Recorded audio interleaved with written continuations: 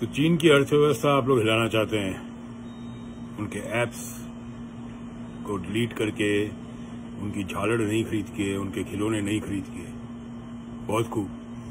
कहां से आइडिया आते हैं आप लोग को ये सब? देखिए, चीन की अगर आपको अर्थव्यवस्था को हिलाना है तो चीन के कंपटीशन में काम करना पड़ेगा। जैसे रेस होती थी स्कूल में, आप बोलो मैं तो रेस का बहिष्कार कर रहा हूं, तो इसका मतलब नहीं कि आप रेस जीत गए, आप डर गए। अमेरिका है ना, जिस देश में मैं बैठा हूं, ये सबसे बड़ा कंज्यूमर मार्केट है दुनिया का, और ऐसा कोई भी देश नहीं है पूरी दुनिया में जो अमेरिका में एक्सपोर्ट नहीं करता। यहां का राष्ट्रवाद फरेब नहीं है। यहां पे जबरदस्ती किसी को बोला नहीं जाता कि अमेरिका पापा इज ग्रेट, नहीं, ठीक है। मगर यहां पे जनता खुद बड़ी राष्ट्रवादी है, चाहे सरकार कोई भी हो। अभी हाल फिलहाल में मैं आपको बता देता हूं जो हो रहा है यहां पे। यहां की जनता खुद ही सामान नहीं खरीद रही चीन का बना हुआ। जैसे $1 में समझिए साबुदानी आती है और किसी और देश से आ रही है, वो $1.25 में आ रही है, $1.5 में आ रही है, वो $1.5 की खरीद रहे हैं, मगर मेड इन चाइना का नहीं खरीद रहे। हमारे यहाँ पे क्या है कि बड़े उटपटांग से चुटकुले पैदा किए जाते हैं।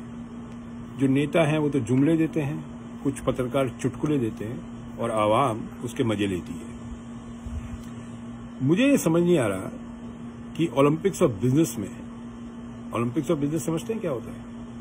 ओलंपिक्स ऑफ बिजनेस में आपको पार्टिसिपेट करना पड़ता है, तब देश महान बनता है। चीन 25 साल पहले क्या था, वो कंपटीशन में उतरा, बढ़िया क्वालिटी बनाई, बढ़िया चीजें बनाई, सस्ती बनाई, गवर्नमेंट पॉलिसीज ऐसी थी, वहां का लेबर लॉज ऐसे हैं, तो पूरी दुनिया में उनका सामान बिका। हमारे यहाँ क्या है कि चिंडी चोरी बहुत है, चलता है, एटीट्यूड बहुत है कि चला लेंगे, चलता है। मैं आपको अपने ट्रेड की बता देता हूँ।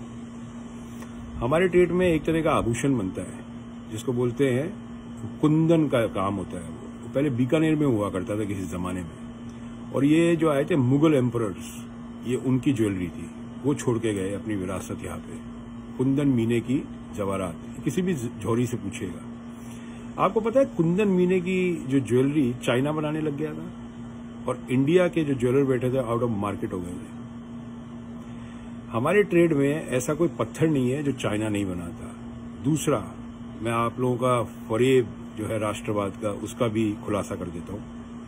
हमारे ट्रेड में ऐसे कई लोग थे जिन्होंने ग्वांगजू जाके फैक्ट्री खोली थी, जो इंडस्ट्रियल एरिया है चाइना का। आप में से बहुत लोग चाइना गए नहीं है, जाके देख के आइए चाइना में किस हिसाब से काम होता है। वहां पे 1000 पीस का ऑर्डर देते हैं ना, तो 1000 के 1000 पीस सारे करेक्ट होते हैं, कहीं गलती नहीं निकाल सकते। मैं आपको बोलता हूं, मेरी खुद की फैक्ट्री थी जयपुर के अंदर 2014 तक, मैंने बंद क्यों करी? बिजली नहीं आती थी 8 घंटा। एक्सपोर्ट लगाते थे, जो वहां पे अप्रेजर होता था, उसको हर एक इनवॉइस पे पैसा खिलाना पड़ता था। ये चिंडी चोर जहां बैठे थे सब जगह।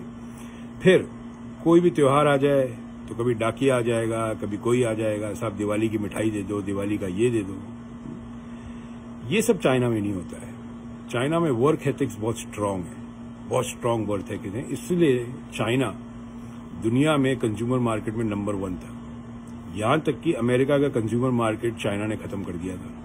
अमेरिकन कंज्यूमर मार्केट जो था, यहाँ पे मैन्युफैक्चरिंग जो होती थी अमेरिका में, वो चाइना ने खत्म करी थी धीरे धीरे, बिकॉज कंपटीशन के अंदर वो अमेरिका से भी सस्ता सामान बनाने लग गया था, तो अमेरिकन चाइना का सामान खरीदने लग गए थे। और आप लोग बात करते हैं झालड़ से आप चीन की अर्थव्यवस्था हिला देंगे। उनके ऐप्स जो हैं, जिसपे आजकल जितने बेरोजगार लोग हैं जो कि टिकटॉक पे अपना काम करते रहते हैं, वो टिकटॉक को आप लोग डिलीट करना चाहते हैं, जिससे चीन की अर्थव्यवस्था हिल जाए।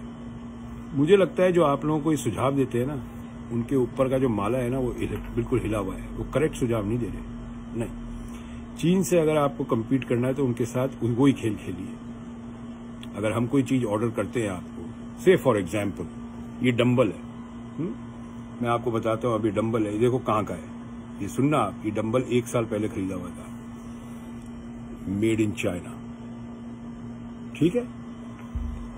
तो आप ये समझ जाइए कि अगर आपको कंपटीशन में उतरना है तो आपको क्वालिटी में उतरना पड़ेगा। आप लोग अभी तक बिलीव करते हैं क्वांटिटी में, क्वालिटी में बिलीव नहीं करते। That's the problem in India. और किसी भी मैन्युफैक्चरर से पूछ लेगा, चाहे वो कपड़ा बनाता हो, कपड़े बनाने की फैक्ट्रियां इंडिया में बंद हो गई। कपड़े बनाना सारा का सारा अमेरिका जितना कपड़ा खाता है वो सारा बांग्लादेश, वियतनाम, इंडोनेशिया चले गया।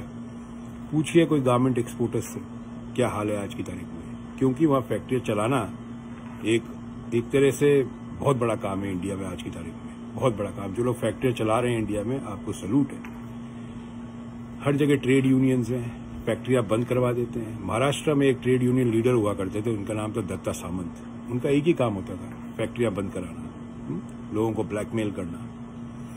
तो भाई अगर आपको चाइना को हराना है तो चाइना के साथ कम्पीट करिए। उनके माल को बैन करके आप कुछ नहीं कर सकते, कोई अर्थव्यवस्था नहीं हिला सकते चाइना की। और आपको क्या लगता है कि सिर्फ आप ही चाइना का सामान खरीदते हैं और दुनिया में कोई नहीं खरीदता? आपने बैन कर दिया तो चाइना की अर्थव्यवस्था हिल जाएगी।